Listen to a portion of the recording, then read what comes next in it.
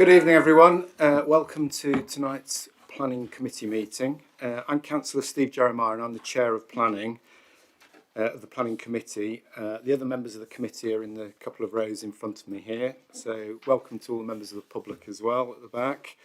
To my right is Jake Chambers from Democratic Services, and to my left is Ryan Dawson, who's the Assistant Director of Planning and Economic Development. We're not expecting a fire drill tonight, but if the fire alarm does sound, please exit by the various fire exits that are around this room, which there's 4, I believe. The gathering point is actually in the car park. Just one final note is that this is a public meeting. All members of the public are welcome to attend, but we do ask that people just be respectful and let people have their say, really. And express their views without any interruption. So with the introductions done, I'm going to crack on with the agenda. So we'll start off with apologies for absence. Anybody got any apologies? Andy?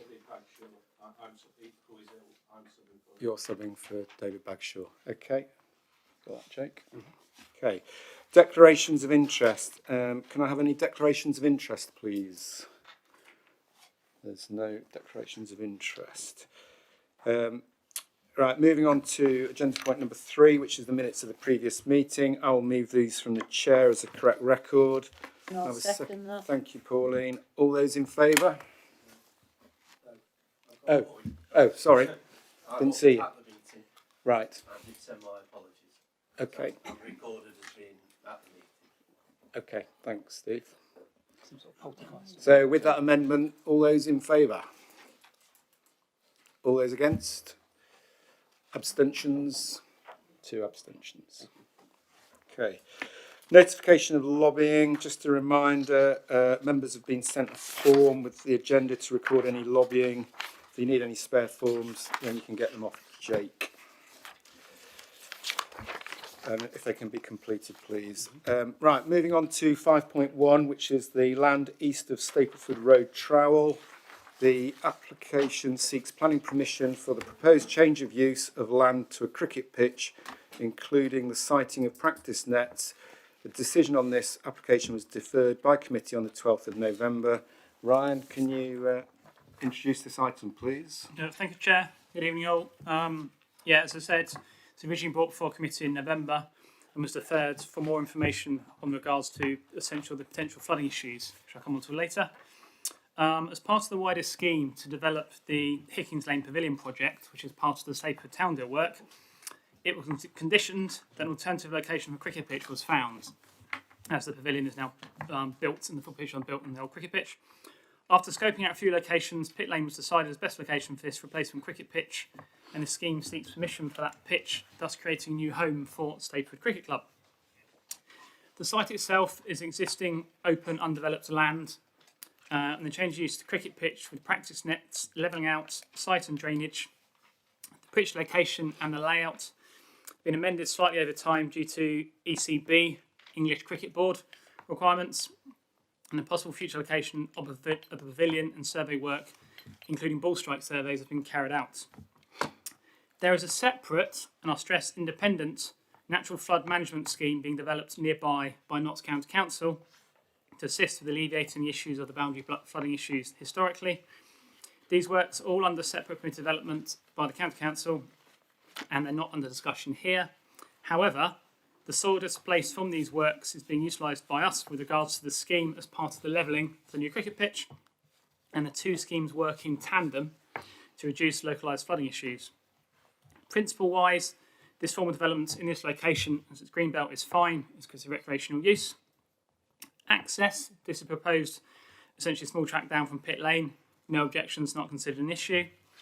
Amenity, no amenity issues, and there have been surveys carried out, such as ball strike surveys, etc. These have been suitably covered off in the report. Ecology-wise, there's some very limited potential for great crested newts to migrate to the site. This issue has been covered by conditions, and it's a standard BNG condition with regards to biodiversity net gain due to the size of the development, and the report that's covered as an appendix, so the previous report covers issues such as hedgerow creation, on-site habitat units, etc., etc. There are no issues here. Moving on to the main element really, which is the concerns over flooding. Much of the concern here with development stems from the perceived flooding issues and the concern after flooding events in the past, and that further development could make the potential for Boundary Brook to overspill and flood worse. Indeed, the previous scheme was deferred by members of this committee to clarify those issues, and essentially there's more information before us rather than to leave it to be conditioned. Firstly, I'm fully aware of the strength of feeling. It's all right.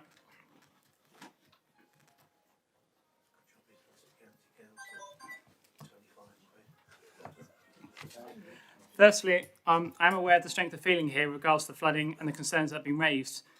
So in that regard, it's pleasing to see the Notts County Council doing some works in the locality to try and alleviate some of the wider issues. Secondly, and most importantly, the LLFA, the lead local flood authority, assessed the details submitted with regard to this site, the details submitted as part of the last scheme, and raised no objections. Whilst there may be contrary opinions raised during the consultation process by the parties, and probably indeed later, this cannot be backed up by evidence. And as aforementioned, the statutory flooding body is happy with this scheme, raising no objection to this scheme. The developers essentially developing the cricket pitch need to assess the issues with regard to flooding for their site only, so wider issues are not to their concern. The main experts on both flooding on this site raised no objections to development. Their content and subject conditions to comply with the proposed mitigation works are happy and understand that its development benefits the wider situation. More detailed information has been submitted, but to summarise, the discharge rate to the brook, so the amount of water going into the brook, will be limited to 4.6 litres per second. The attenuation volume has increased, and the holding tank and the Q-bar rate shows significant betterment overall. I'll put that in layman's terms. If it rained heavily today or tomorrow, the discharge into the brook would both be high, much higher than 4.6 litres, and uncontrolled. Once this development is completed, the discharge into the brook from this area, even during high rainfall events, will be limited to 4.6 litres a second, which is in line with LFA suggestions.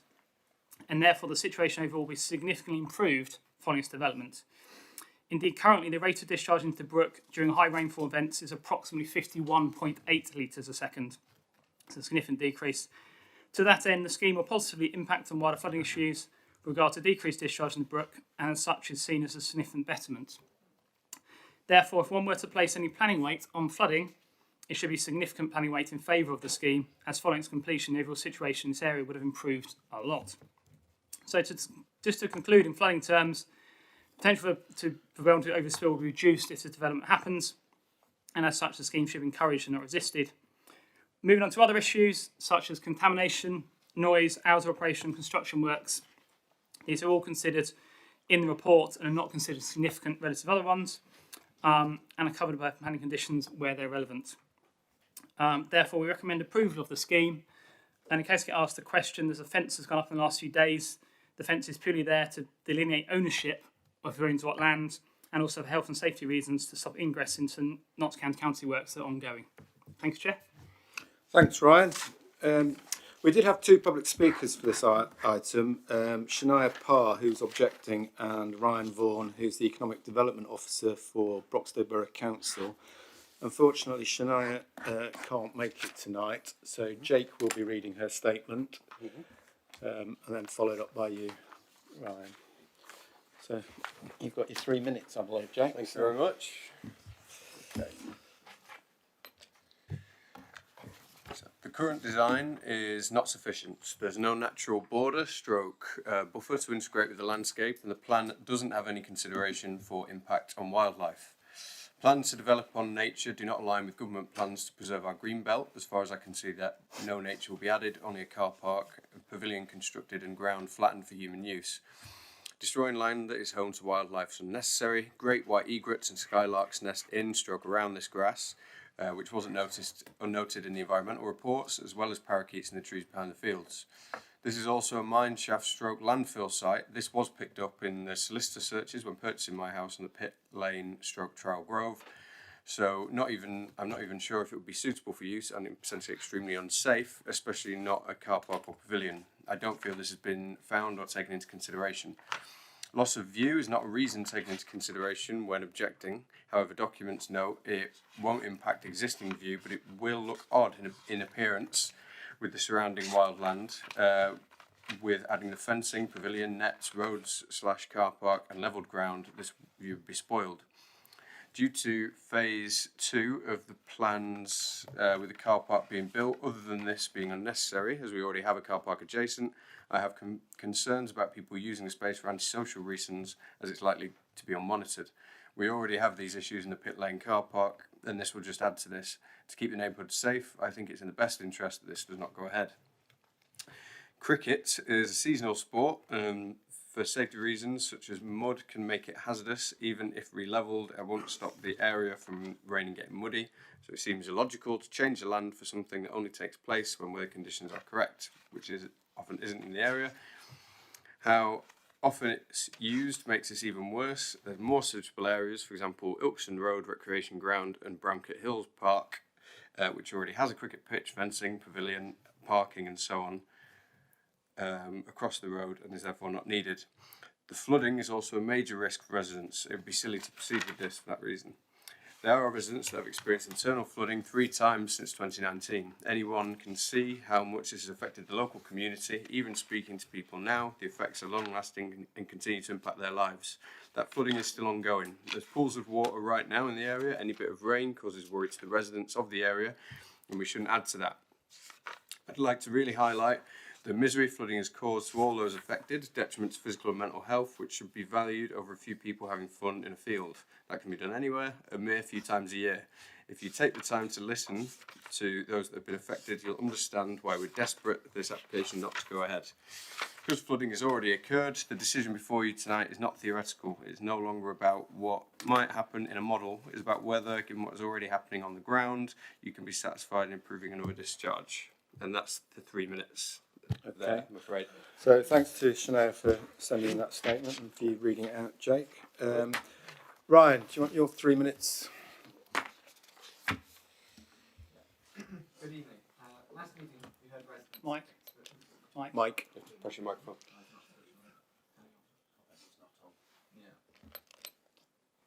So it should just come on now if it's not already on. There's trouble with them sometimes. Oh, there you are. Last meeting we heard residents express passionate and heartfelt concerns about this application and the impact it has on their community. Their worries of flooding and plans for a future pavilion were clear, and we have taken these seriously. Flooding remains our immediate priority as for residents as well, and given the continued new developments in the areas such as Field Farm, the concerns deserve careful attention, of which we have considered within this application. We cannot erase the trauma experienced by residents who have lived through flooding, but we can and have and will work to ensure they have been shown and listened to. This site is Can you just press mic again? Yeah, I thought it hadn't. Yeah. Let's start again. Do you want to start again? Do you want Yeah, do you want To start again? Sure, can do. Is it, sorry about that. Good evening. Last meeting, we heard residents express passionate and heartfelt concerns about this application and that the impact they have on their community. Their worries of flooding and plans for a future pavilion were clear, and we have taken them seriously. Flooding remains our immediate priority, as it is for residents, and given the continued new developments in the areas such as Field Farm, their concerns deserve careful attention, of which we have considered within this application. We cannot erase the trauma that has been experienced by residents who have lived through flooding. We can have and will work with them to ensure that they are informed and listened to. This site has historically been a poorly managed farmland, which is currently drained at a high level into the Boundary Brook. It's clear why residents would be concerned about any development that might increase this. The design within the application, as just mentioned, will significantly reduce the flow into the Boundary Brook. Put simply, without this application and this development, the current situation will remain worse than what we are proposing. We are not some reckless developer, we're a council.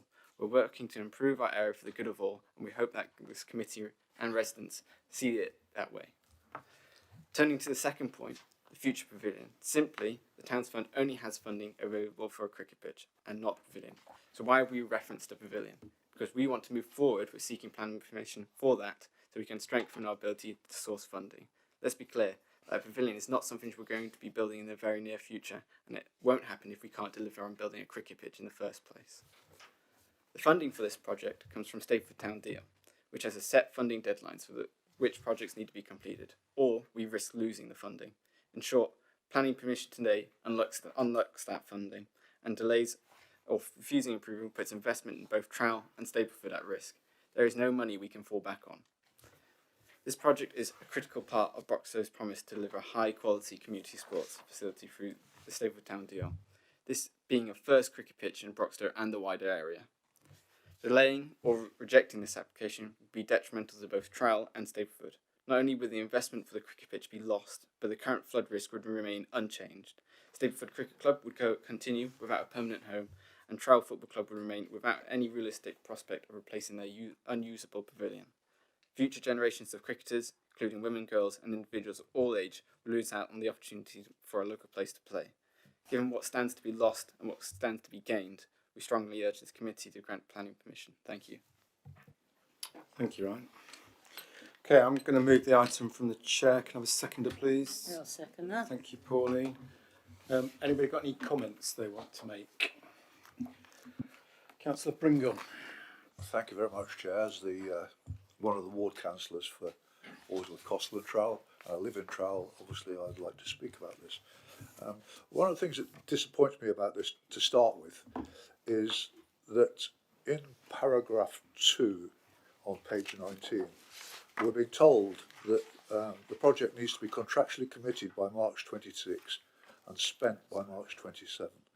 Why on earth, when it was announced in May 2023 that we needed this cricket pitch, why has it taken so long to come to this point? So what we're at is a critical point where the money is going to be lost, and we've sat on it and basically done very little for 3 years, because it was May 23, and the reason I remember it's May 23 because I received a Facebook message whilst I was on holiday in Florida, and that's when we first found out that this cricket pitch was put forward.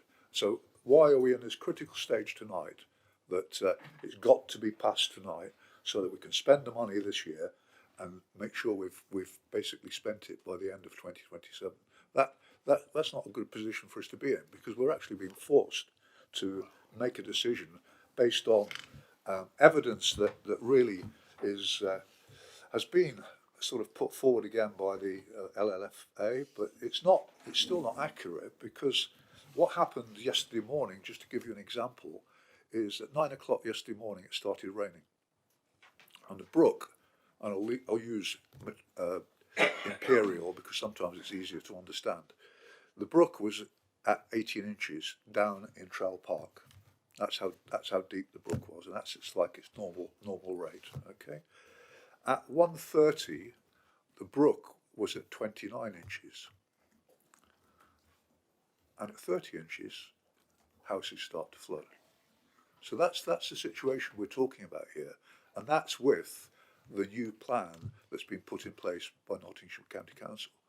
So what I'm speaking for the residents, because the residents in Trowle, and there's someone at the back there, they have been. If we let's go back in the story a little bit. What happened in 2018? Mr. Westerman was given permission to build on that site, and in 2018, what used to happen was that the brook used to flood on both sides of the brook. Okay, he actually built his side of the brook up, so it can only flood on the Trowle side now. So that was in 2018. 2020, nearly every house in Cranbourne Close and probably half a dozen houses on Trowle Park Drive flooded because of the heavy rain in February 2020. The same thing happened again in 21, and then in 23 it was even worse, because what happened then was it took water right the way down to Trowle Estate. So that's the situation we're talking about, and it's all to do with, nothing to do with runoffs or attenuation ponds or anything like that. It's just that there is too much water coming out of the moor and Trowle, coming down and into the brook. So the ponds, as Ryan's told us, they're discharging at a particular rate. One of the things that we asked about, I think last month, was, or sorry, 2 months ago, was some sort of detail when those ponds start to actually physically discharge. Because if the water is as high as I've just told you coming down there, and the ponds suddenly start discharging at the same time, that's actually what they're doing. Yes, it's controlled, but it's putting more water into the brook, which is causing a problem further down, and then these houses are going to be flooded again. So what can we do about it? Now, the government put forward a paper in December 2025, and what they're saying is they're going to change the whole thing. And there's a process coming out in April this year where groups like SAPBAG and groups around the country, they're going to be given more training, more development, more and we're going to be looking at areas where money can be spent. And what it says in this report is that items that are up to £3 million will be fully funded. So that's what this bit of this extra item that's in there. Every single member of this committee has received that full report from these people here, the flooding, because it was sent to you all yesterday. Every single member of this committee has received every single email that was sent by the SAPMED group, and you've seen all the reports by the residents. These people, when it starts flooding, or when it starts building up the water in this brook, there's people having to lift their furniture from the ground floor of their house into the upper floor of the house to protect it because they've been flooded so many times. They can't get cheap insurance anymore. They can't sell their houses anymore because they're undervalued. Now, we're not. It's not the cricket pitch that's the problem. The problem is that the area is flooding, and very little, apart from the attenuation ponds, has actually been done to try and stop this flooding from affecting these people in Trowell. So the cricket pitch is not the problem, but whatever you do to the cricket pitch, it's still going to flood at the moment. And the solution is, there is a solution, and what Broxtowe need to do in conjunction with Nottinghamshire County Council and the Environment Agency, and people in the Environment Agency that live in Trowell who actually work in this area, they've said if there's some issue, if there's one man that's told me Greg will know who he is, he's told me that if there's a joint thing between Nottinghamshire Broxtowe and the Environment Agency to look at the old Nottingham Canal and do something about the brook, instead of it going underneath the canal, flowing into the old canal, and use the canal as an attenuation pond, that will stop all that water that's coming down and causing the problems further down. So the cricket pitch is an issue. That's what we're talking about tonight. But if we pass it, what's going to happen is it's still going to flood. No matter what we do, it's still going to flood. And the problem is that area that the cricket pitch is built on will be waterlogged, absolutely waterlogged. The same as the recreation ground in Pit Lane is absolutely. If you walk there today, on the top of Pit Lane, on the top bit of the grass, your feet will sink about 6 inches into the grass because there's so much water in that area. So all the attenuation you do is not going to work. So we can pass it tonight, but these people at the back of the room here, they're still going to be flooded, and we need to consider that. Okay, thank you, Don. Thank you. Anybody else got any points they want to make? Thank you. I just wanted to speak briefly because Councillor Pringle has just sort of suggested that. So I will say at the start, I'm mindful of approving this application. There was a suggestion there from Councillor Pringle that the reason that I might be minded to approve this application is because of some sort of pressure from this money needed to be spent, which has been mentioned. But personally, I don't think that's where any pressure comes from. The pressure comes from the fact that we have flooding in this area. That flooding is going to get worse, if anything, because we are suffering. We have climate change, and that is making, more rainfall, particularly wetter, warmer winters, which leads to more rainfall, which means to more water being discharged into the watercourses, which then leads to flooding residents' homes. It's not a coincidence that we've had increasing number of flooding incidents in the last, few years as climate change is worsening those conditions, and that is really important and that is really pressing. It's important for our council. It's why we have the targets that we do around net zero and climate change, and it's the reason why we have really substantial policies around blue and blue and green infrastructure to deal with that. It's also the reason why I'm minded to approve this planning application, not because I want to make sure that money is spent, but because this planning application is designed to improve the situation. I'm not saying it's going to fix flooding. That is not something that's going to be fixed by this single application, but it is going to improve it. The way in which that's going to do that is by gathering the water that currently just runs straight off into the brook and then flows through and floods people's houses, slowing it down, but that's what's just been talked about and that's what's covered in this report. And like reducing that rate. It's not saying it's going to, and this is something that has happened previously in other areas. I was talking to a civil engineer who specialises in flooding infrastructure, and they were saying they have seen terrible instances where sites are looked at on an individual basis, and they said they saw one where they put in extra channels to take it through to a brook, and ignored the fact that the channels that they were putting in were this big, and then as soon as it got off-site, they were half the size. So, of course, it got there, and then it caused huge flooding. Not, I would say, by the way, in Nottinghamshire, let alone Broxtowe, but this does happen. But this report isn't saying this is going to increase flooding, but to an acceptable level that the existing infrastructure can deal with, which is something that's happened previously and is unacceptable. This is saying it's going to better the current situation. If we don't approve this tonight, we're not helping anyone who is a victim of flooding. We're not making their situation better. We're keeping it as it is. We're saying that they are going to continue to be at risk of flooding because we're not taking an action that we can do as a council to improve that situation. I'm not saying it's going to make it perfect. And I'm not saying that it is wrong for residents to raise concerns. I'm really pleased that they're here because I think it's really important that they do engage with the situation which they are doing and they understand, the decisions that we're making. And I also understand how horrible flooding is. I've been through it. I've experienced it. It's awful, that feeling that you can't do anything and you're just watching that water rising outside your house. But we as councillors are not facing a decision of, do we approve a cricket pitch that will potentially increase flooding? We are dealing with things. Do we not approve a development that is actually going to start taking those steps towards improving the flooding situation? And we continue to put those people at risk. That's the decision we are facing here tonight from what I can see in these papers and from what I can understand from the conversations I've had with civil engineers. And like I say, when I talk about those, it's not people locally, they're not involved in this decision. These are people that work in the field but are not benefiting from this in any way whatsoever. And that is what I'll be basing my decision on tonight. Thank you. Councillor Couch. I have a background in geography and geology, and the thing that concerns me is that you have the base layers are sandstone, then you're overlain by coal spoil, which hardens over time. And there are, if you consult the British Geological Survey, a large number of big alluvium deposits which actually increase downstream towards the Benelli Viaduct. Alluvium has extraordinarily low infiltration capacity, and so therefore you are going to get major flooding with that kind of geology.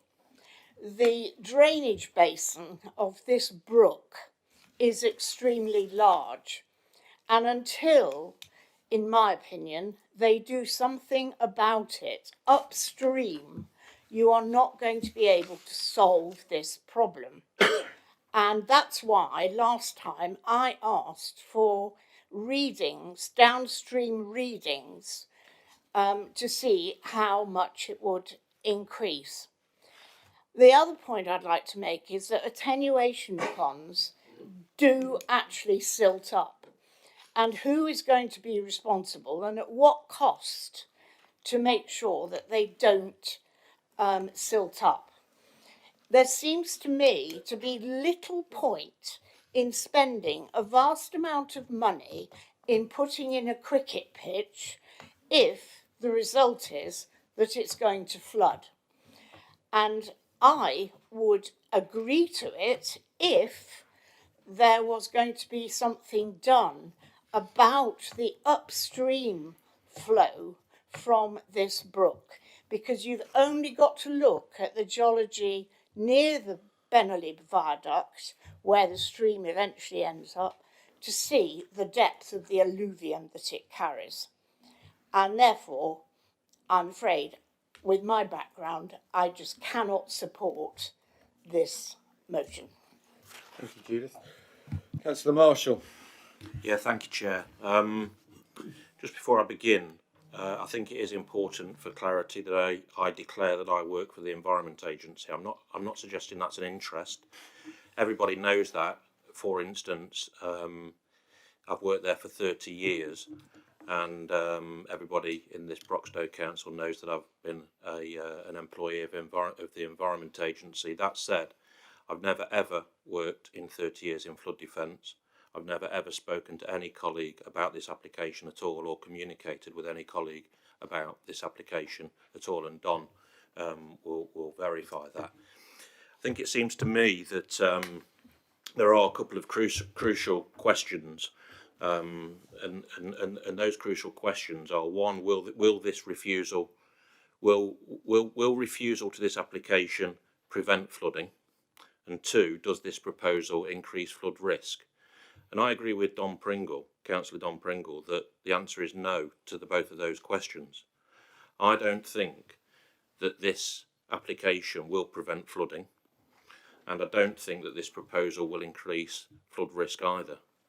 And that's important when we look in the context of, as Councillor Bunn mentioned, all climate change modelling, which says the UK will face hotter, drier summers and warmer, wetter winters. And that is the general trend of all climate modelling, and indeed events that take place in the UK, particularly over the last 30 years. I would say even more so over the last 15 years.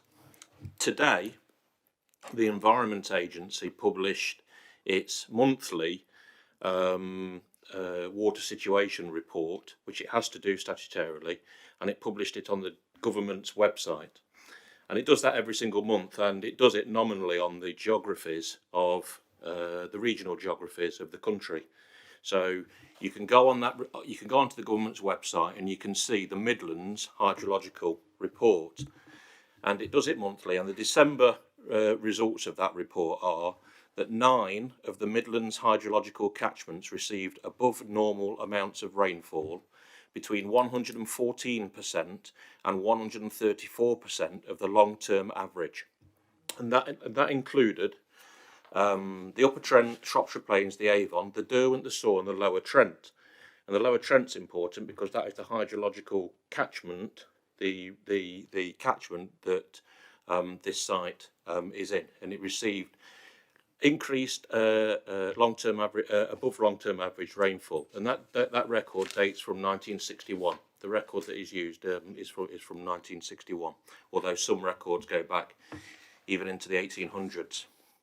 The other 3 catchments, over the last 3 months, 7 catchments have received notably high rainfall totals compared to their long-term average, and these catchments receive between 125% to 140% of the rainfall compared to their long-term average.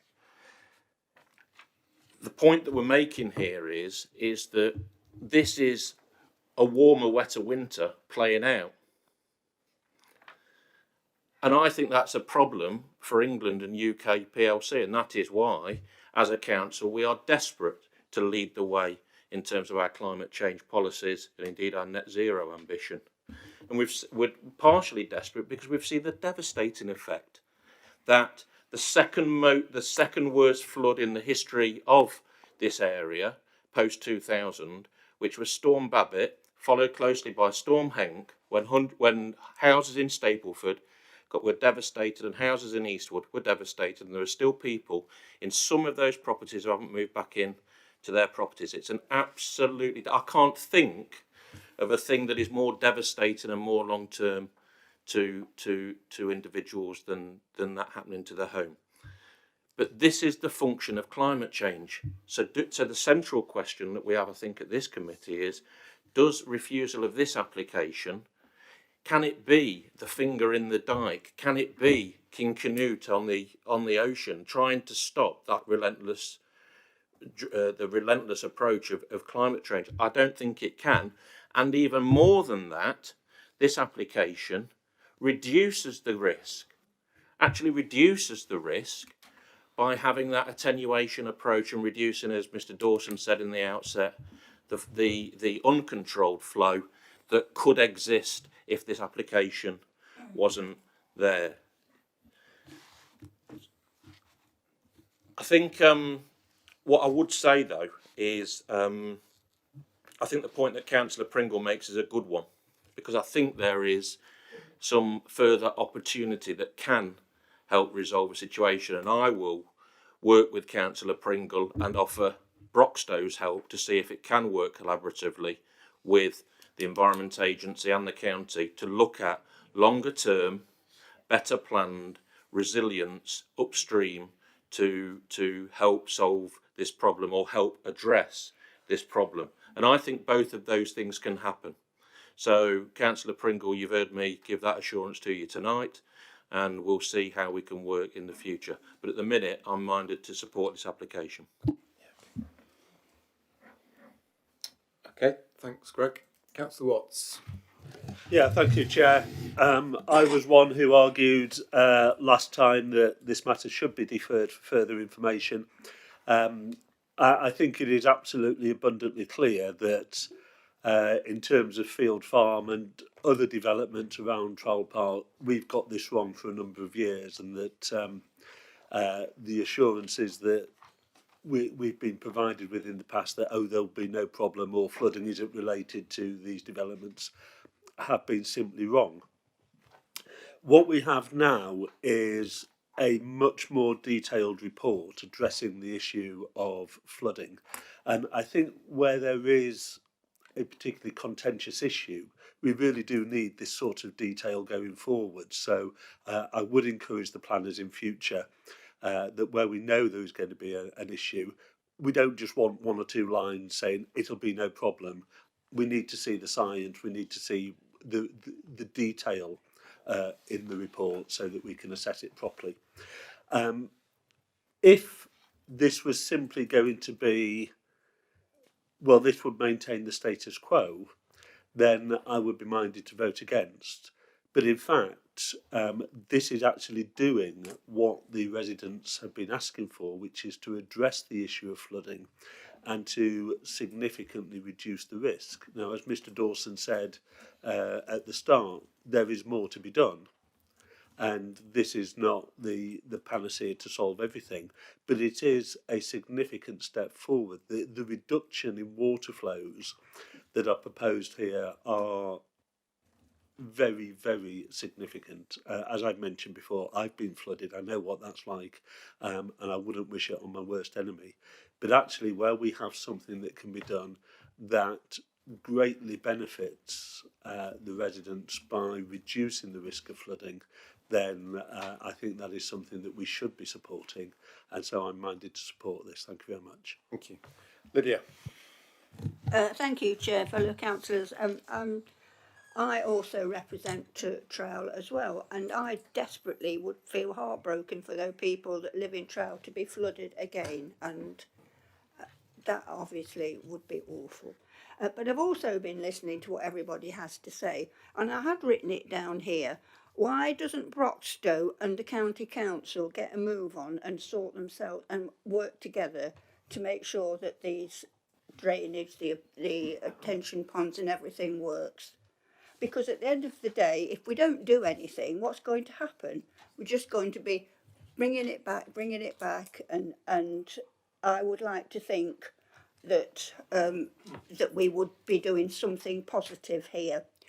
And also, I would like to point out, and I think a lot of you know I'm a bit of an old conservationist, at least with the cricket pitch, it's staying green, and you will get some wildlife, there will be birds and all that sort of thing going off there. But I also have to say this, and maybe I should have declared an interest because I do like cricket actually. I feel a bit sorry for Stapleford Cricket Club because they got turfed off their cricket pitch and they've got nowhere to go until this is sorted.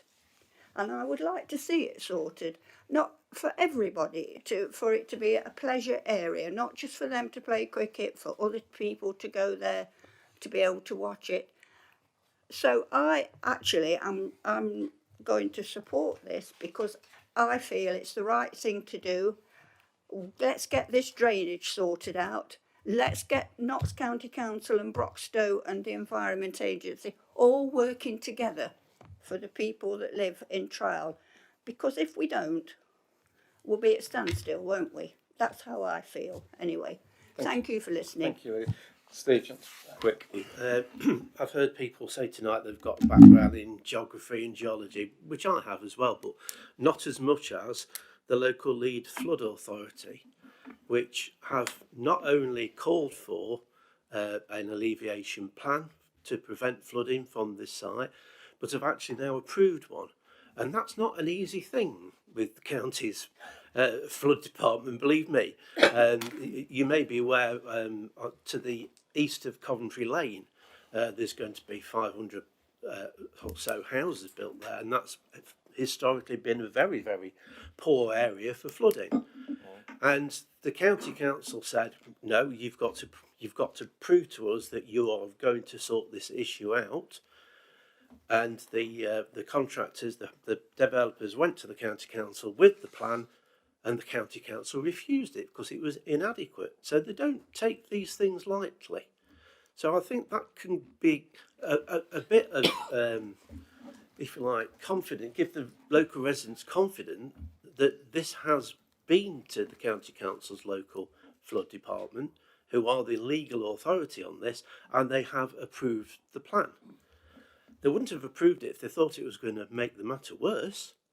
I can tell you that. The other thing is with, the best will of the world, Lydia and Don. Yes, it would be nice if Broxtowe Borough Council and the County Council worked together on this. But I've seen the County Council's financial situation today, and they can't even do the potholes, let alone sort out major flooding in this particular area. And I think it's going to be a long time before that happens, I'm afraid. But we can try, and Councillor Marshall's already said he's going to try. But what we need to do is make sure we use what's there at the moment, which is the local flood authority, which have looked at the plan and have said, this is more than sufficient to prevent more flooding. Thank you. Thank you. Do you want to wrap up quickly, Ryan, before we go to the vote? Yeah, thank you, Chair. A couple of comments made about ecology. There's a 10% increase as part of biodiversity gain anyway. It did take time to get to this situation. We did look at other sites, Archers Field and a few others around Pit Lane. We decided to look at Archers Field, and then the leisure team told us they're planting loads of trees there, so I had to move on from that quite quickly. But it took a long time to get here, but we have been discussing with our cricket clubs as well to get to this point. So whilst it took a while, we did explore a lot of options to get to this point as well. As has been mentioned by quite a few people, the LFA said this will improve the situation. I was one of the members of the Boundary Brook Walk in the past. I know there are works at the moment going on to try and improve the situation. There is an attenuation pond here suggested. The one thing I would say is all we can do here is this particular scheme. I hear what's been said by everybody about we need to take a more holistic view on it all. I completely agree with that. One of my closest friends was flooded a few years back. I know how it can be really bad. This scheme would improve the situation from this small area. Therefore, I think we should approve it on those grounds. And the other point I'll say before I go to vote, Councillor Watts, I take your point. I think in November, I wasn't here, Mark did it, but it was deferred for more detail. Hear you loud and clear. I think if the issues are so relevant as they are this particular, we bring all the detail beforehand. So you say, in line with the details we've submitted is the condition, as opposed to we will condition these details when it's that relevant. So I'll take that on board.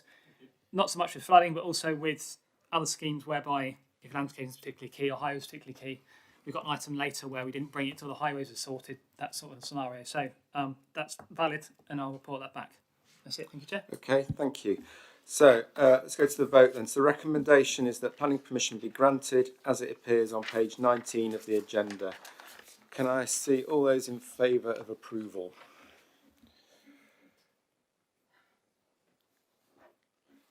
You got that? Mm-hmm.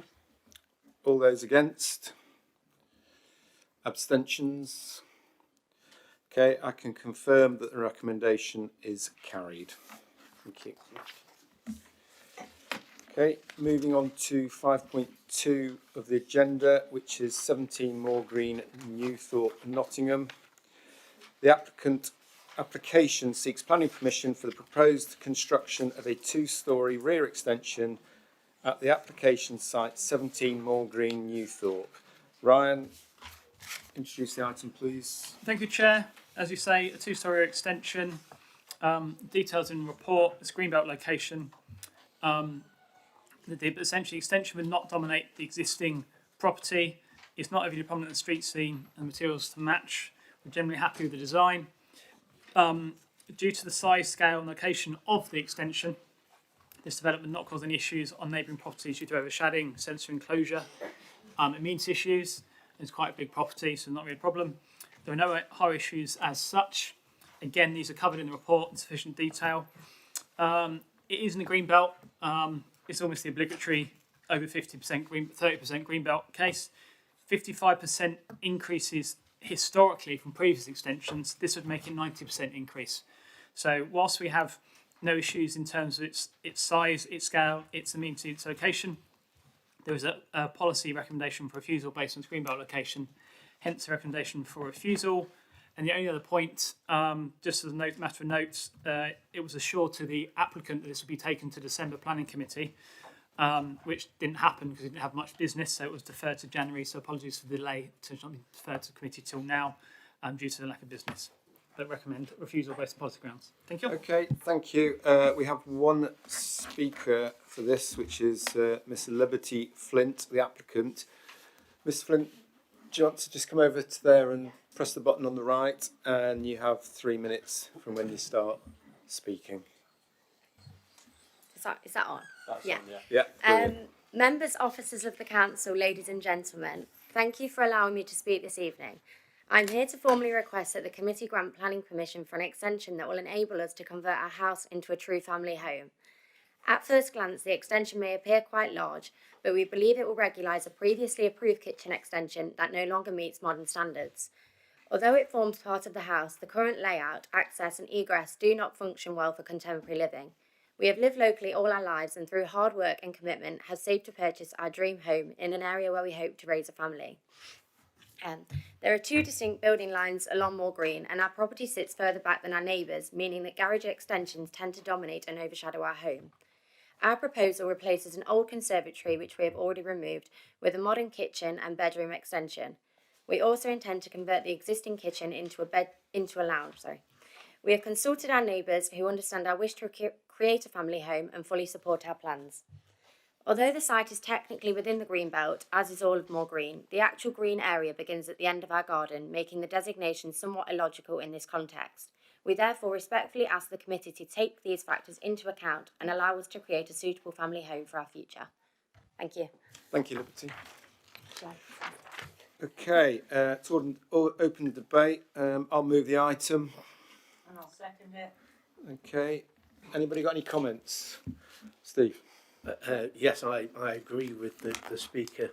Unfortunately, we do have a lot of illogical boundaries with regards to the green belt, and this is one of them, and they're all over. And when we can get around to doing it, they will be reviewed. But until we get to that stage, we need to be pragmatic and say, is this really green belt? I don't think it is. So I really do think that we should actually approve the planning application, be allowed to go ahead. Okay, thank you. Philip, did you want to make a comment? Yes, Chairman, this is a situation similar to what we've had in Nuttall, Nottingham Road at Nuttall, where the property and garden are also in green belt, as well as the land to the rear, which currently is in green belt and is hopefully going to remain in green belt, though it may well have big sheds on it if a developer gets it their way, or the government change the planning guidelines, as they're likely to do at any time. But that's another story for a later date. A lot of the houses in Moor Green are quite are older properties, and clearly as new people move into them they want to upgrade them, and this is presumably a clear example of that. and therefore I can see no objections. It doesn't contradict Greenbelt policy in my view. It's just something of an anachronism. It doesn't really matter. We can overrule this particular policy, as we have done on numerous occasions in a very pragmatic approach. And as I always say at these committees, just really for the benefit of members of the public, I'm only ex officio on this committee, and whilst I can speak, I can't vote. If I could vote, I would vote against the recommendation to refuse and then vote for the recommendation to approve. So I urge other members to do the same. Okay, if there's no further comments then, let's move to the vote. The recommendation is that planning permission be refused. There's nothing for you to come back in, actually, is there, Ryan? No. So the recommendation is that planning permission be refused as it appears on page 77 of your agenda. Can I see all those in favour of refusal? All those against? Shocker. Any abstentions? No. Okay. As the substantive motion has fallen, I'll propose that planning permission be granted with the conditions for the approval to include plans, time, materials. And that the precise wording of the approval be delegated to the Chair of Planning Committee in agreement with the Assistant Director of Planning and Economic Development. And I'll second that. Thank you. Those in favour? Against? Abstentions? Okay, so that's passed. Thank you, everyone. Let's move on to 5.3, which is 15 Newton Drive, Stapleford. The application seeks planning permission for a two-storey side rear extension and single-storey front and rear extensions. Ryan, over to you to introduce this item, please. Thank you, Chair. As it says in the report, it says two-storey side and single-storey front and rear. The two-storey side extends to 3 metres to side extension, is 9 metre deep with a hip roof. There's a front porch, which is 1 metre out on the gable roof. And the single-storey rear is 4.1 metres and 8.2 metres wide. Those of you on the site visit earlier will get an idea of it. Essentially, look on the plans on page 101, because they can basically show the visual representations a lot easier than me describing it. The design, whilst it's quite large, we don't consider the extensions to be disproportionate, and if done independently over a period of time, wouldn't be an issue. But it's a bit required to change the dwellings, it's done in one go, but we still don't consider it an issue, in part to its end of street location, and when compared with footprints of properties nearby, we consider this to be acceptable. The side extension has been reduced inside to provide access and parking for 2 vehicles. We've had no objections regarding highways. Amenity, there's no issue at all with the single-storey buildings to front and rear. Number 17 Newton Drive, which is the property at the end of the close, will be most affected by this.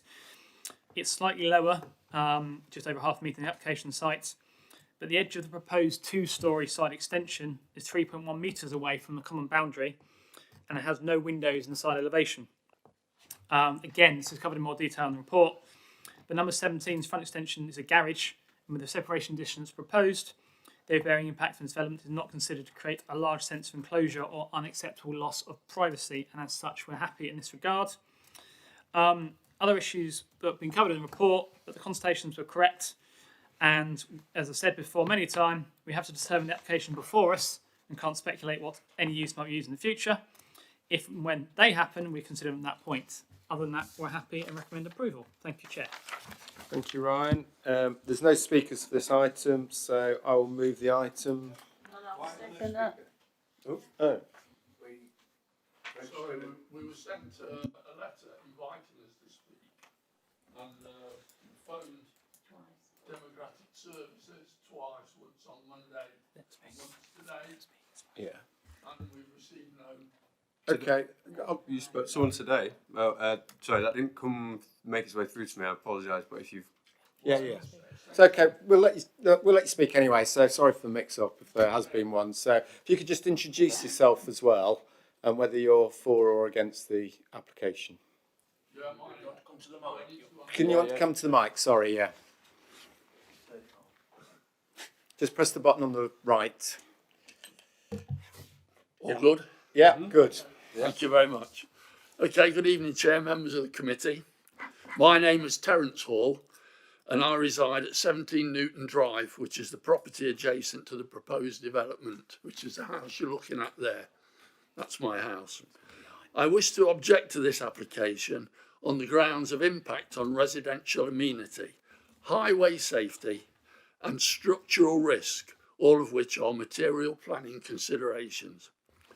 Firstly, the impact of noise, dust, and smoke associated with the development is already adversely affecting our residential amenity. We are currently experiencing disturbance from construction-related activities, including noise, airborne dust, smoke, and fires on the site. The submitted application does not include a construction management plan that we've seen, or any enforceable mitigation measures to control dust suppression, waste disposal, or the prevention of on-site burning. In the absence of such controls, the proposed development would result in a significant and unacceptable harm and residential amenity, contrary to the council's policies which seek to safeguard the living conditions of neighbouring occupiers. Secondly, the proposed two-storey side extension, by reason of its scale and proximity to our property, would result in an overbearing and dominant impact. I realise this is a subjective point. Although there are no windows directly facing our property, the reduced separation distance and massing of the extension would create a sense of enclosure to our home. This would materially harm the outlook and amenity of our home and represents an overdevelopment of the site, in our view. Thirdly, there are serious highway safety and access concerns relating to construction traffic. Our driveway access is constrained, and delivery vehicles, contractors' vans, and on-street parking associated with the build would obstruct our ability to safely enter and exit our property. This traffic will be This raises clear highway concerns. The application does not demonstrate how construction traffic will be managed to avoid obstruction or risk, nor does it safeguard access. 30 seconds left. Okay. Finally, the proposed driveway arrangement places additional vehicle loading close to an existing retaining wall. The wall was not designed to accommodate repeated vehicle movements or heavy loads. We are not aware of structural or engineering assessments which have been submitted to demonstrate that the retaining wall can safely withstand these additional pressures. Okay. Thank you for your time. Yeah, no worries. Thanks. Sorry about the mix-up. That's But all you've right. had your say now anyway, so that's good. Okay. In order to open the debate. Can only one person speak Yeah. regarding it? Yes. That's right. Yeah. Yeah, that's true. Unless you're in favour of it. No. Okay. So in order to open the debate, I'll move the item. And I'll second it. Thank you very much. Anybody got any comments they'd like to make? Sorry, Chair, can I just ask 2 questions, please? Yeah. I'm sorry I couldn't make the site visit this morning, but I'd like to know, is it taking natural daylight from the neighbour, from the gentleman that's just spoken, and also the sunlight as well, and is it overbearing towards his house? Those 2 questions I'd like to know, please. Thank you, Chair. I have a view, as I'm sure other members do. I would say not. But, okay, anybody else got any comments? Councillor Watts. Yeah, thank you, Chair. Unfortunately, I wasn't able to attend the site visit now that they've been moved to mornings. I'm not able to get out of work for them. But I do know the area very well. I understand fully the complaints that the gentleman has just spoken has, or the concerns, shall I say, that he's identified. But in fact, when one looks at the conditions, I do think that conditions 4 and 5 attempt to address exactly those concerns, which is that there's a requirement that there is a construction method statement to be approved by the local authority, and that nothing should be done until then. And also hours of work being identified in condition 5. I hope very much that the council will be robust in ensuring that this is done, but those conditions seem to address exactly the concern that's been raised. And so for that reason, I can see no reason to vote against this, and we will be voting in favour. Thank you. Pauline? I did attend the site visit this morning. It's quite a large plot, this, at the end, and the house at the end of the road is a fair distance away. I couldn't see any reason why it would have any impact on that property, particularly as there are no windows on the side facing it. It is quite sizable.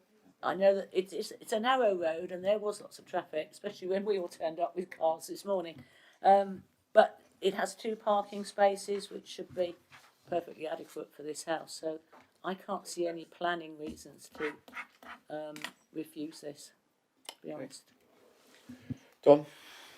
Thank you, Chair. I would ask that we listen to what the gentleman said about his retaining wall for his garage, because potentially what's going to happen is maybe in 2-3 years' time, the movement of vehicles may have an effect on that. So I would ask that some engineering report is carried out on that wall, just to see what sort of loads it can take, because you know what's going to happen is if we say yes tonight, which I think sounds like lots of people are going to do so, but in some time in the future, we're going to have a fallout over the parking and potentially a problem with a wall. And I think if we've done the research to make sure that that's not going to happen, that will stop a lot of neighbourhood problems in the future. That's what I'd like to see. Thank you. Okay. Nobody got any other comments? Oh, sorry, Philip. Yes, Chairman. I attended the site visit this morning, and I share the objectors' concerns. I think what is proposed for that plot will be overbearing and out of keeping with the rest of the street. I accept that there are, or the proposal is that there are no windows on the side of the extension, and therefore there won't be the direct overlooking. But of course, the gentleman who was speaking earlier on, he's got to look out at what's going to be built. And so it is a two-way thing. And I don't think that is acceptable. I was interested in planning condition 4 about the construction method statement. Means of access for construction traffic, parking provision for site operatives and visitors. Well, I don't know where they're going to park, because we had a devil's own job and there are only 2 or 3 of us this morning turning up. And you will note, Chairman, that we had to reverse out of the street. And I had to stand and listen to one of the residents describing the way you drove in trying to get out. And I tell you, it's not, there's some words that I wasn't quite used to. So, you know, that's the situation. I have a small car, and it's, because my driving's not that good either, and I had to reverse out as well. So the traffic situation is not hunky-dory. When you get vans and small lorries and delivery trucks trying to get down there, I don't know how you're going to plan for that. And understandably, and I know you can't take this into consideration, HMOs, there is now the fear any large extension is going to become an HMO, and with justification, because it's happening. It's virtually wrecking our borough, quite frankly. I think HMOs, the number, and other things that are being done. I know we can't take that into consideration. That's what it's going to become. But if you've got a property that's got 4 or 5 cars and there's a 5-bedroom property, it's a distinct possibility that you could have 4 or 5 cars at that property. Now you tell me, Chairman, where do you think they are going to park when that happens? Because I don't know.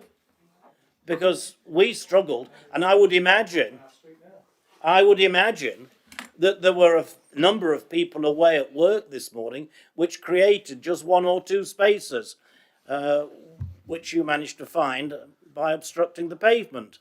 But that's another story. That's another story. So I have grave concerns about this, Chairman. I think it's over-intensification, it's overbearing, it's overdevelopment, and I think if you don't want to refuse it, at least you should defer it and go back to them and say, look, can't you cut this down, make it more realistic for the area in which it is? Yeah, I would point out I parked halfway down the street, and if I'd gone all the way down, I could have probably turned around at the bottom and then come back. You couldn't eyeball that. You have to reverse. Whatever. Right. Okay. Anybody got any other comments they want to make? Ryan, do you want to come back then in that case? Yeah, I also heard his comments about your reversing. I won't go into that any further. I don't think we need to. The views of this extension from number 17 are oblique. They're not directly looking at it. The wall issue is a civil issue. Our Party Wall Act issue not something you deal with under planning, unfortunately. I remind members the current MPPF, I know it's going to change in a few months, but the current one, if highway impacts are severe, is refusal. And the other point to make is I know that at least 3 or 4 houses on that road have had extensions in the past. And we can't refuse any scheme based on some disturbances for extension. So that's all I'm going to say on those issues. Thank you. Okay. Do you want to come in? Go in. Yeah. I just want to pick up something there because I think Ryan rattled through it very quickly, but it's worth saying a little bit more slowly. Is that point about the party wall agreement, which is that my understanding is when a property is being built, if it's within a certain distance of existing properties, they do have to have that party wall agreement. And while it's not a planning consideration or something that's being considered by this council, it's information that is worth the person that raised the concern being aware of, and maybe that is how that sort of issue would be dealt with. So while it's not a consideration of this planning committee, it is a consideration in terms of a planning proposal and the relevant legislation that goes around it. So I just wanted to expand on that a little bit because you rattled through it, and for anyone that didn't catch those words, they might not have realised what you were talking about there. Apologies. Well, true, yeah. It won't be the first time I've been told off for speaking too quickly. I'll slow down. Yeah, well, true, but it's fair. Any issue in regards to boundary walls, damaged walls, etc., is a civil matter, and a Party Wall Act comes into play. It's nothing we can do with under planning. The extension would be, if built, 3.1 metres away from the shared boundary. So I'm not sure when the Party Wall Act issues come into play and how it work, but it's something to explore there. It's not something we can cover under this. It's dealt with under building control or under civil legislation, legal, so not planning. So that's the route to explore. It's unlikely, I think, for car traffic in and out of driveways to cause damage to it, but if there's an issue there, that's the route to explore. Sorry, I was rattled through. It's fair. Okay, if everybody's finished, then let's go to the vote. The recommendation is that planning permission be granted as it appears on page 91 of your agenda.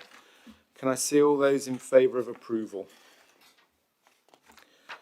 Can I no, sorry, of approval. I think I said approval. Yeah, that's all right. Can I see those against? 3 against. Okay, any abstentions? No. So I can confirm that the recommendation is carried.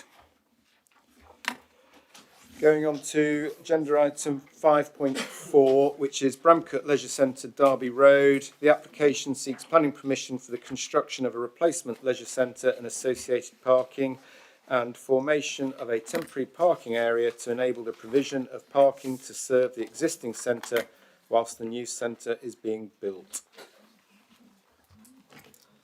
Over to you, Ryan. Thank you, Chair. Yeah, in fairly simple terms, I think most of you will be aware of some of this anyway with your other roles throughout the authority, but a new legislation is proposed to the rear of the existing centre on the current car park, the temporary car park provided whilst the new centre is built. Then in time, the current centre is demolished and the new one is open. You look at the designs, but it's basically a 2-floor building Externally, it's proposed to be faced with wall panels to the upper sections, buff brick to lower sections, detailed brickwork, and a blue-black stretcher course, with solar panels mounted on the roof. The details of new facilities are proposed in the report, but it's widely accepted that the current centre is not fit for purpose and needs urgently updating. Now, in principle terms, it's acceptable and it's in line with all adopted policies, fairly simply because it's replacing like for like. It's both needed and the replacement would be compliant with policy. Again, this is all covered thoroughly in the report. The design of the building is acceptable. It works with the topography of the area and the site, and the step design and choice of material palettes gives interest to the building. How planning is that? The only real neighbour to the development is the school, and the scheme has been designed to be considerate to them, with the only windows facing them come from the gym on the first floor. We don't consider it to be an issue at all with regards to amenity. If members do, there's a possibility to condition it if required. Access, now, this has been a big issue because of the A52 and national highways, and there's been a lot of toing and froing here, and part of the delay to bring this application for committee is due to the national highways comments. In summary terms, they basically submitted a transport assessment, various survey work. Now we're all okay. The National Highways put a holding objection in until they basically assessed all the information. And basically, once they'd assessed all the information, they were happy, largely because the existing assets would be utilised, and then the new development will go to the rear. So no issues with regard to access. With regard to ecology, the B&G or biodiversity net gain will be sorted in the usual manner. Issues such as tree protection, replacement trees, all the other issues covered by condition, not considered an issue. There's a need for an ecological survey or an ecological impact assessment. They're due to the timescales of this development. It's been conditioned that we have an interim one submitted prior to works commencing, and then a further updated ecological assessment before the demolition of the main building. This both allows the scheme to move forward and is pragmatic, as one can assess the most up-to-date survey work at the time with regard to development timescales. Issues with regard to the loss of playing field are covered in the report and updated plans, but due to the temporary nature of the car park and the enhancement with regards to B&G post-development, this is not considered an issue. Other issues are covered in the report. Importantly, I think to a lot of members, the pool has now been lowered following amended plans, so it's suitable for size for certain swimming events, which I think was a bone of contention for a lot of people to start with. However, very happy with this, suggest approval. Thank you, Chair. Thanks, Ryan. I will move this item from the chair. And I'll second it. Thank you, Pauline. Councillor Watts, you wanted to say something? Yeah, thank you very much, Chair. This is something that Bramcote residents have wanted for a long time. Pardon me. Oh dear, that was a bad start. And actually, in much the same way that this application had a very bad start because the original plans were drawn up by somebody who's clearly had no idea about leisure centres or what was needed. And it was several months wasted because there wasn't consultation with local residents, there weren't consultations with the swimming club. In fact, when I asked the council if we could have copies of the plans to show at the CAP meeting, I was refused. And when I asked why, the officer, who is now our acting chief executive, simply refused to engage in any further discussion about it. That was not the right way to go, and we wasted a lot of time and no doubt a lot of money over that.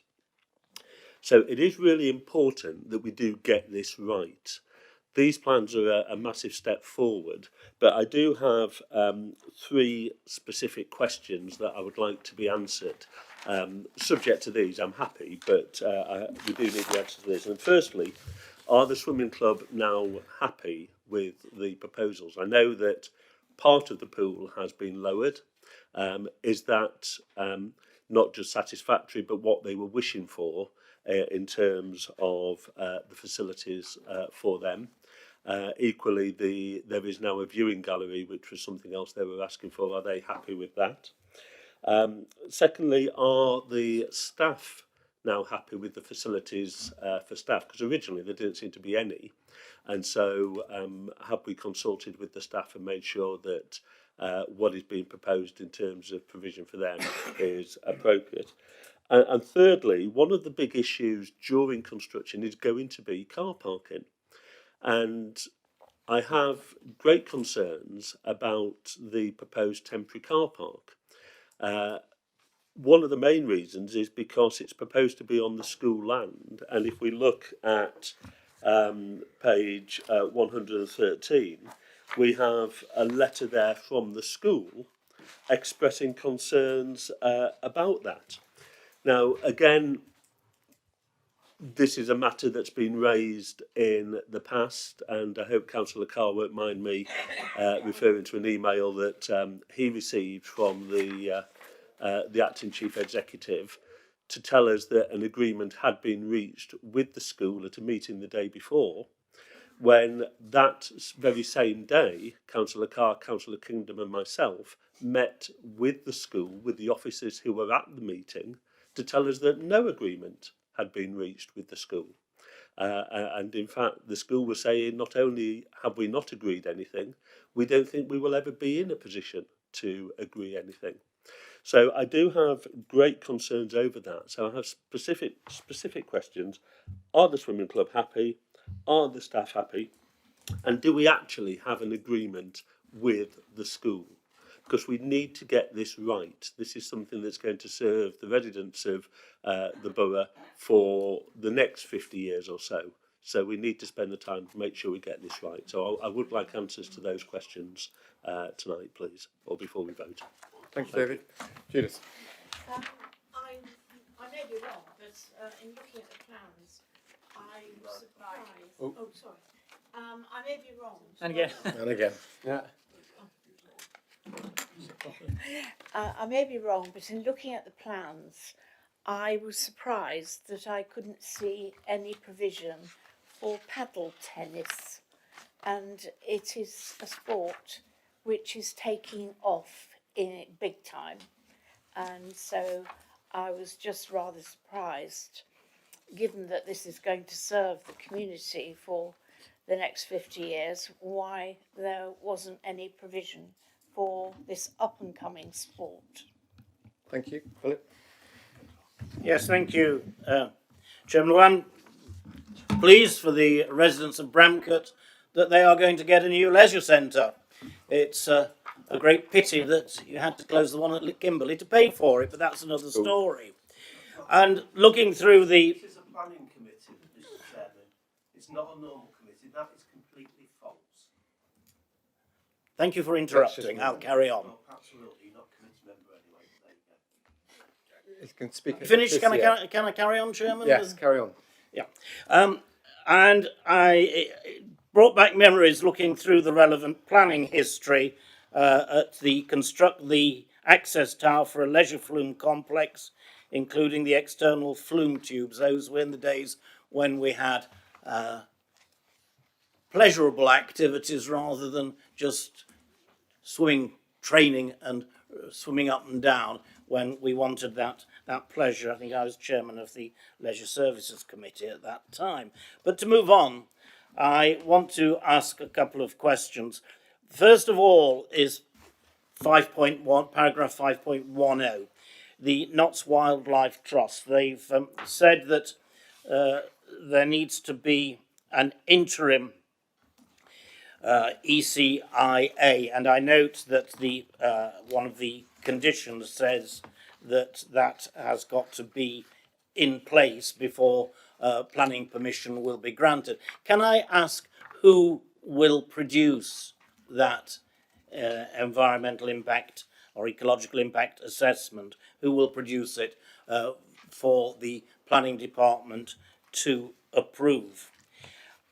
Councillor Watts has also dealt with the temporary car park, because I had a question on that, so I won't amplify that question further. I'll await the answer.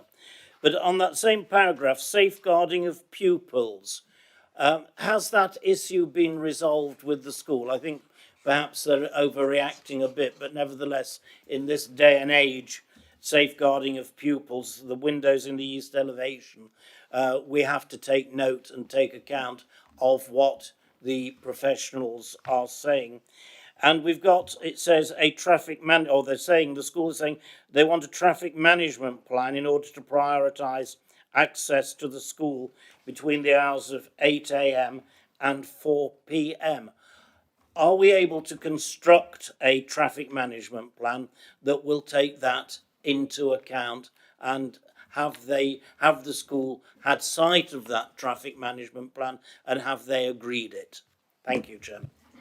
Thank you, Philip. Did you want to go in, Greg? Yeah, Greg. Yeah, thank you, Chair. I'm actually, despite the narrative so far, I'm over the moon to see this application come before the committee. This is the next stage in certainly our commitment to completely rebuild a leisure facility in a local district authority when there are authorities up and down the land of every colour and every tier closing facilities like this and shutting them down. And it would just be nice if councillors could see the benefits that this brings to the residents of Broxtowe and the ambition that we have as a council, and start getting behind it and supporting what we're trying to do here, rather than nitpick and try and unstitch and try and give the impression that they'd almost be gleeful if it fell over and didn't go ahead. This is the next stage. As we say, there has been significant engagement, significant time and significant investment in getting to this stage, and this is the next crucial stage in rebuilding what can be a flagship development in Broxtowe. I think Councillor Watts is certainly inaccurate and borderline incorrect to say that the consultants that were involved have got no experience in this. That is patently false. They've developed and been part of consultancies rebuilding leisure centres, new and old, up and down the country, and have a history in that.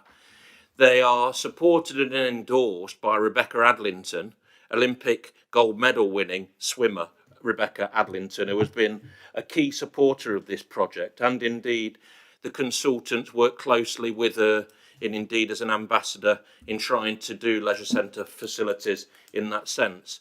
And we have also engaged and listened to the residents, not only on the depth of the pool, and by the way, driven through by Councillor Cullen, and indeed the viewing gallery and the viewing platform driven through by Councillor Cullen as a requested amendment to the original plans. And we have reflected on that, and we've listened to the residents, and we've endorsed the changes to that. I think it's also borderline duplicitous to say that plans were refused but into public meetings. There were financial implications that we often have around applications and negotiations that were going on that had fine details that are not openly distributed to public meetings or to residents for very obvious and very consistent reasons. And it's just not right to say that they were refused any engagement as if to say we had something to hide. That is inaccurate. And indeed, we've engaged with people all along the way. In terms of Councillor Couch, there are no paddle court proposals here, but there are, of course, 3 paddle courts being added to the Hickins Lane development, which is not a stone's throw away from here. Another council-built, council-owned and council-run leisure facility that we'll be doing in the area as well. So paddle is a hugely popular and expanding sport. I'm not very good at it, but I do look forward to a charity doubles match with you and Councillor Owen at the courts down at Hickins Lane when we can arrange that for the mayor next year, Mr. Steve Carr. So this is an absolutely fantastic development. Some of the BNG opportunities are significant and dwarf other applications. There's up to a 30% increase in BNG associated with this application, and provides a significant opportunity for not only the people of Bramcote, not only the people of South Broxtowe, but for all of Broxtowe and indeed wider afield. It will be a flagship development, and I just wish everyone would get behind it a bit more rather than trying to hopefully see it fail. Thank you, Chair. Okay. There's a few more comments before you list your large number of questions. I'll do a long list. Councillor Watts. Yeah, thank you, Chair. I don't think anyone wants to see this fail. I don't know where Councillor Marshall got that idea from. We want to see this succeed, but to succeed, it has to be right. And it's worth making sure that we get it right. Equally, I'm amazed that Councillor Marshall apparently knows the conversations that I had with the now acting Chief Executive, because I know what we were told, that quite simply we could not have the plans which had been submitted for planning application to show at the CAP meeting. This was absolutely wrong, but I know what was said, and I'm afraid Councillor Marshall is incorrect. Equally, it would be nice if we could all work together on this rather than this very defensive approach that we've currently had to the application. Local residents, local councillors have had a lot to say on this, as any local councillor in any area would. I'm afraid nobody has a monopoly on wisdom. And rather than assuming that you just know it all, listen to what's being said and take note of those comments. I don't want to say any further on this because I really, really hope that this is an application that will succeed, but we just have to get it right. Thank you. Okay, Councillor Bunn. Thank you. Councillor Marshall has stolen a little bit of my thunder somewhat. It's one of the things that I wanted to talk about, and I'm going to try and slow down after Pauline's comments. It's hard for me, but I will try. Is that 31% increase in biodiversity net gain? I think that's something that really needs to be commented and celebrated, and also the commitments elsewhere in this to reducing the carbon consumption through construction and through design, and the comments there around why we have taken this approach, and the fact that we're not just going to end up with a new leisure centre, but also one that aligns with our ambitions as a borough around climate change, and also provides that sustainable resource going forwards, which I think is excellent. Also, just to comment on, I was really pleased to see that the concerns, I know that the first plans that were drawn up weren't perfect and there were concerns raised, and I was really pleased to see that they have been addressed and that's been come forward into this report. I'm sure we'll have a little bit more about that from Ryan in a moment. But I think it's really important that was part of the process. Plans were developed. They then went out into consultation. Feedback came back from that has been worked into the proposal. That's why this is, a little later coming to this committee than perhaps we would have hoped, but it means that we are addressing those concerns and hopefully getting a leisure centre that will be, a flagship facility for residents going forward for many years to come, as the one that has been for the last 60 years. The other thing I'll just say is that this is unfortunately not in Beeston. It'd be nice if we had a new one in Beeston. I understand it's not the next priority, but I will say one thing that we are looking at is we're not ignorant of the fact that there is a loss of provision in the north of the borough since the school chose to make it impossible to keep the swimming pool open up there. That is a decision made by the school, not by the council. However, we submitted plans at the end of last year, a proposal to make sure that doesn't remain the case. And as I'm sure Councillor Owen knows, leader of the council, Milan Radulovic, is the Eastwood champion and has been fighting for there to be improved leisure facilities up there for a very long time and continues to do so, and has brought, like I say, those things came through to Cabinet very recently and continue apace. I'm sure Milan will be happy to talk to him at length about it at any time, because honestly, if you stand still long enough, he likes to tell you about it whether you want to or not. So let's say, obviously, we're a little digression there from what's in before us, but I think it's really important to understand that we are not just focused on one particular area. We do have that wider plan for the entire borough to make sure that everyone has access to facilities like these, because they are really important. And it's not a case of just providing the bare necessities, but trying to make sure that we go above and beyond that as a borough to provide something more inspirational. And I'm really excited that this is here tonight and that we are going to be building it, and that it's going to be in hopefully an accessible location, and it is really important we get it right. Thank you. Can we just stop the chuntering while people are talking, please?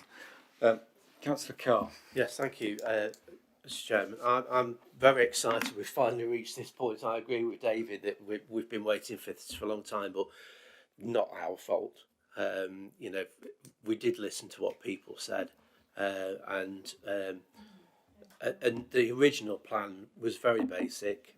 and didn't suit people's needs. But as a council, we listened to that and we've redrawn the plans, and this is what you've got before us.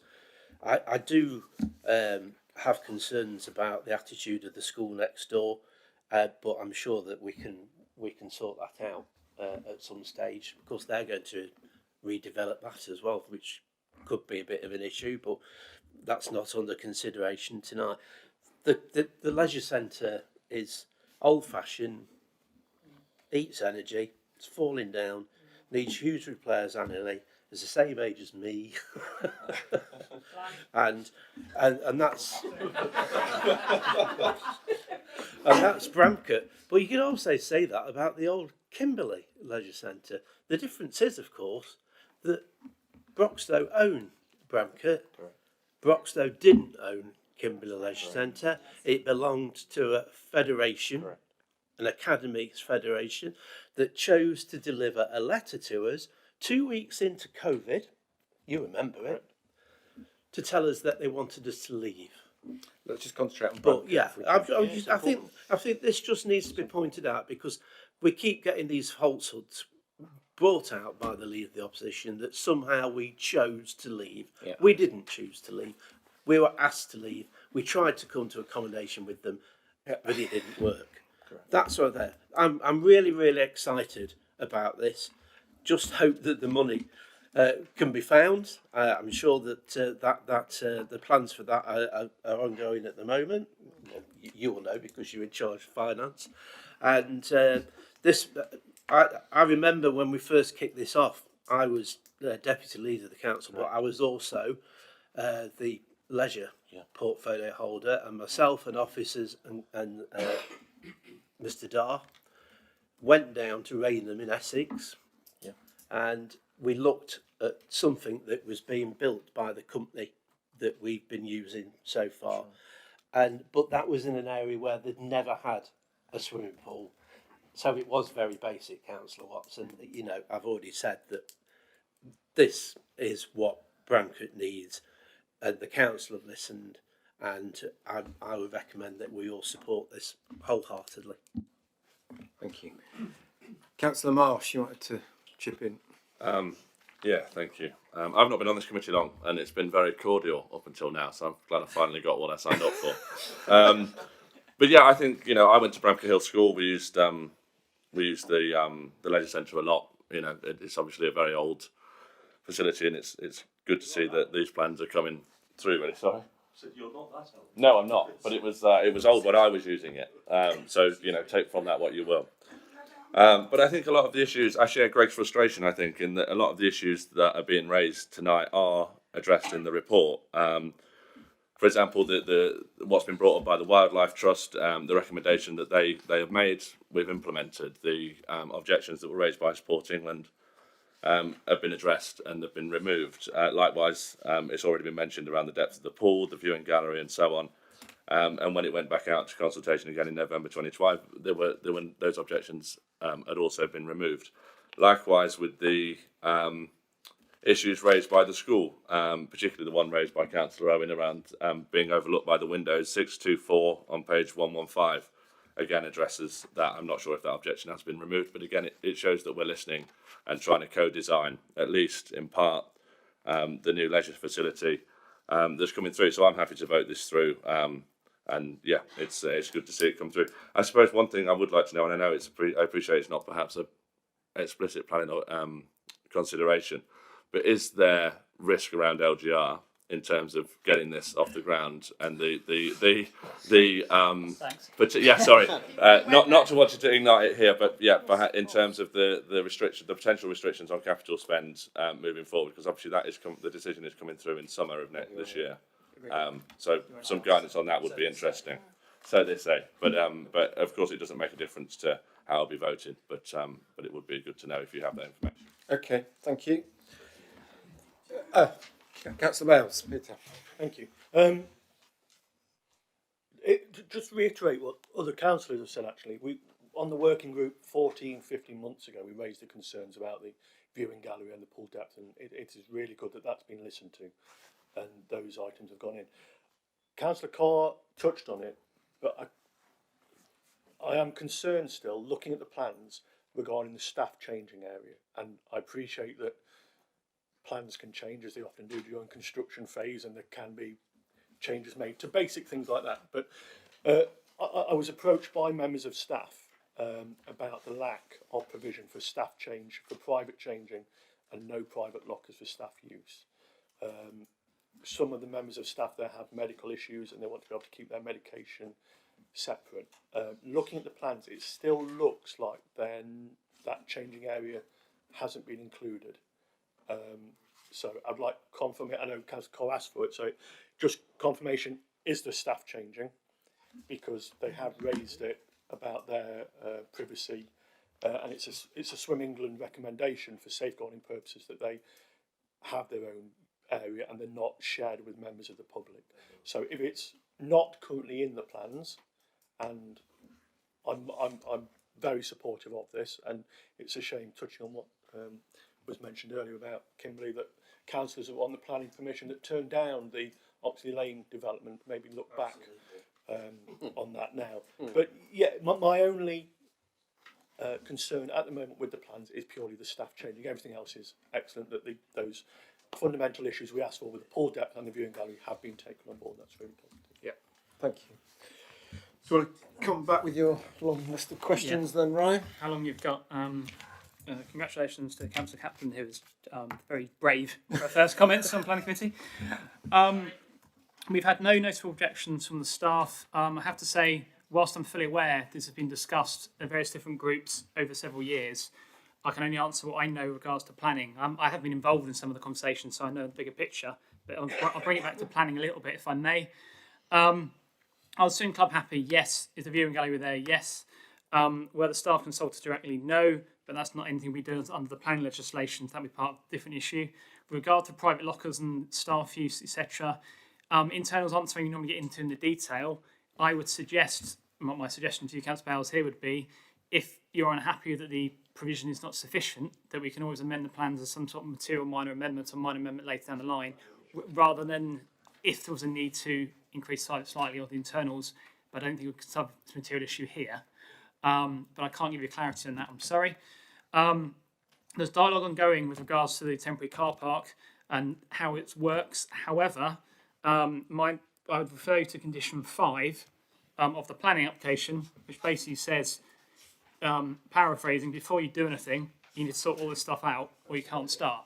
Now, we can grant planning permission tonight, which I see we recommend approval on, I see no issue with. However, until we have a plan covering all that stuff, you can't actually put a spade in the ground. I know how clear the leader is and others are to get this moving forward. However, we do need these sorted out. This will cover issues such as how the construction traffic goes onto site, leaves site, the access for the school that's there, how they leave, departure times, where the temporary parking will be, how long for, parking provision for staff, parking provisions for public, etc., etc., etc.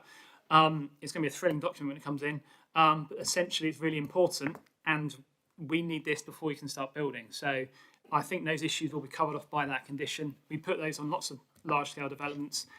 I think in the fullness of time, they will cover the issues that have been raised. Regards to paddle, I would agree it's a great sport. The Higgins Lane one I played on, it's there, it's built, and I hope we're going to put a roof on it soon. But that's just down the road at Higgins Lane. So this site's particularly constrained. I'm sure if things happen, we might to look into it in the future, but it's not before us here. And any other point been raised, I should have said it in my summary at the start, so apologies, but 31% B&G is very good. We have asked for 10. Once it's all said and done, that would be a huge increase. Knott's Wildlife Trust have raised no objection to the scheme, so they are happy. I think that's everything covered as far as I can do from planning. I can't comment on LGR capital spend, etc., etc. Yeah, no clue. I would have thought it's a lot harder to spend the money if you haven't got planning. If you have got planning, it's a lot easier to spend it, because that's one hurdle out the way with the ending on that one.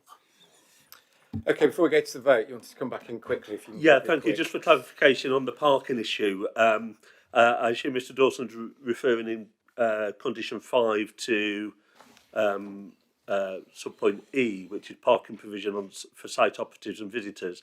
I must admit, I read that as being visitors in relation to construction. That does include users of the car park, of the facility. Can I come back? Yeah, of course. Through you, Chair. Thank you. The issue with this site, particularly raised by national highways and others, etc., is it's constrained. The access isn't ideal, and basically, if you're building a new leisure centre on a car park where's everyone going to park, that's both for people using the facility, the staff of the facility, and people building a new centre. I want to see a plan that covers all of that, and that will include any temporary parking area, temporary access arrangements, etc., etc. So I expect that document. I was talking to the Assistant Director of Asset Management earlier about said issue, and essentially this is what we need to see. So I think from a planning point of view, I'm very comfortable with it, but I do think the conversations, regardless of who has them with who, need to happen. The only other thing I missed, with the agent, the applicant was waiting for us, so you get a qualified ecologist on board to do the ECIA. I didn't come back to on the council and I forgot, I'm sorry, but that'll be that point there. So, but yes, with the drop, that's what will happen with it. I think we need to understand how the whole site's going to work. So that'll cover it. Okay, let's move to the vote then. So the recommendation is the planning permission be granted as it appears on page 105 of your agenda. Can I see all of those in favour? Unanimous. Okay. So 5.5. Oh, I must have forgotten about this one. Footpath diversion order 63. This item is brought to committee to make a diversion order under the Town and Country Planning Act 1990 following an application received by the council for a public path diversion order to stop up part of Beeston footpath number 63 and create an alternative footpath. The site forms part of the Boots campus in Beeston. Ryan? Pretty much repeat what we've just said. Yeah, we need to move the footpath to allow for the Boots development around Thane Road, etc., to go ahead. It was originally planned as part of the Boots development to move it anyway, but under the current legislation, it's not joined up. So whilst we've got planning permission to build the houses, they haven't got planning permission to move the footpath where the houses are going. So we're merely seeking this a proposal to move the footpath so that the houses continue their development. Okay, I'll move the item. I'll second it. Thank you. Anybody got any comments they want to make on this? No? Okay, let's go straight to the vote then. Can I see all of those in favour of making the order? Unanimous again. Okay, thank you. So, moving on. Item agenda 6 is the information items. So 6.1 is delegated decisions. These are on page 141 to 152. Anybody got any comments they want to make about any of them? Lydia. Thank you, Chair. Yes, it's the last item under Orsworth, Cossall and Trowell. It's the Avant Homes.